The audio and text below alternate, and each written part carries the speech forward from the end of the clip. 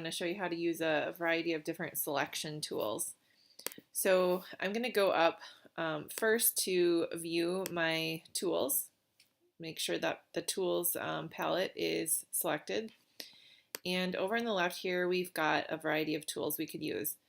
I'm going to try and select the flower. If I press and hold this button here, I've got the quick selection tool and the magic wand tool. I'm going to try the magic wand tool. There's a couple ways I could use this. I could select the background, or I could try selecting the flower to separate the two, separate the flower from the background. If I click the magic wand tool, one click is going to find similar pixels. I'm going to pull this tab down so it makes a new window. Now you can change the tolerance of the wand. So right now it's at 40. If I bump this up to like 80, it's going to, I'm holding shift key to add to the selection. It's going to be a little bit more tolerant in the pixels it selects. So if I keep holding shift and clicking these, it's going to add to that selection. And it's doing a pretty good job of selecting, separating the background from the flower, but sometimes you'll find that it might select too much and it might select into the flower. So this is one way to select something that you want to separate. And so right now the background is selected and I need to reverse that. I want to select the flower. So I just go to select and I click inverse. And so now the flower is selected and I have the ability to make modifications just to that selection. If I wanted to change the color of that selection, I could change the saturation level, and notice it's just changing the flower, okay? Just changing what's selected. I could also use a different tool called the lasso tool. The lasso tool, there's a variety of lasso tools. This lasso tool allows you to make a general selection of something, and you just draw around and you find where you started and where it ends, and you can make a general selection. If you make a general selection, you want to refine that, you could throw it in quick mask mode. So I'm just going to click this quick mask mode. Wherever you see pink or red, that means that area is not selected. So I can use the paintbrush tool and black paint to take some of that selection away. If I wanted to add something, let's say I made a mistake and I colored too much of something, I can switch back to white paint and remove it. So black conceals, white reveals is the trick. And then I can click out of this quick mask mode and notice that the selection has changed based on how I masked it. So the quick mask mode is nice to go in and refine a selection. The next tool, actually I'm going to show you, anytime you want to deselect something, you just hit Command D to deselect it. The next tool I'm going to show you is the polygon lasso. This is more for objects that have straight edges. So just a single click, you can draw a selection around something that has straight edges. You have to find where you ended, or where you started and where you ended, so they can join together and create a selection. So that one's nice for straight edged objects. Command D to deselect.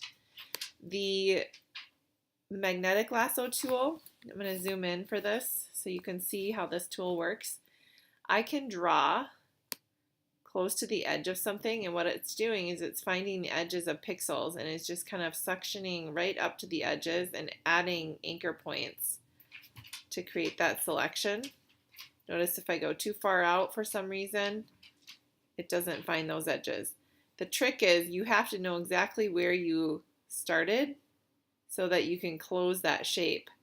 And when you see that little circle pop up next to the tool, you know it's a closed shape.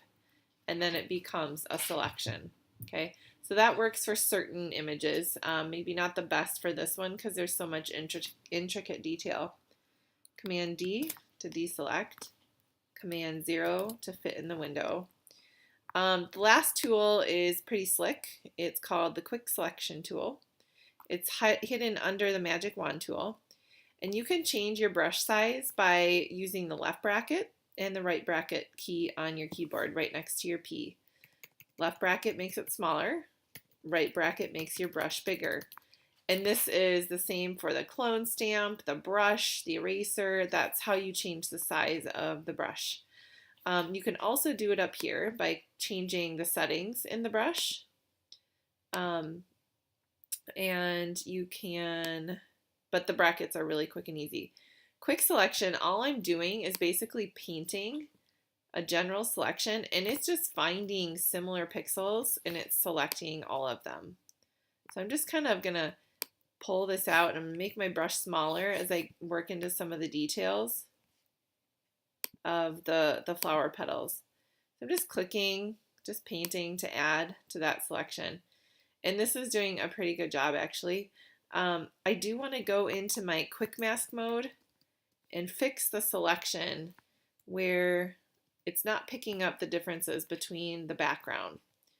So it's thinking here, and I'm going to, as soon as it's done thinking, I'm going to switch it to quick mask mode, and I'm going to take my black paint and I'm going to erase these little pieces in between the petals. You can also deselect some of the image by up here, there's different brushes. I can click the minus and I can take away from some of the selection. So if I wanted to try and get into some of those details just with the minus brush, you can see that it does that as well. So I'm going to throw it into quick mask mode. I'm going to fix that. I want to switch to black paint. And I got to have the paintbrush tool. You see it didn't work. I'm going to paint that so I can get into that corner, and then I'm going to switch it back to white so I can kind of erase those selected areas that I don't want to be part of the selection. Oops. And then when I switch it back to the out of the quick mask mode, you can see that it made a general selection. I would probably go in and fix that a little bit. So that's it. That's your introduction to some basic selection tools. I do want to show you how to save your selection because you will use this flower in the next activity. So you're going to go to File, Save Selection. I'm just going to call it Flower and say OK, and then deselect. And what that does is it saves the selection in the file. So I'm going to save this file as Flower PSD to preserve all of the layers and alpha channels and everything. And then tomorrow, let's say you come in and you want to load the selection, you just go to Select, Load Selection, and find the selection that you just saved and then say OK, and it will load the selection. And then you're free to use this however you want. You can take your move tool and you can drag it into a new, oops, go to my layers. You can drag it into a new document. So you have to make sure you select the layer tool or the layer of the image, not the adjustments. And then you can move your flower into a new document without the background attached to it. And that's it.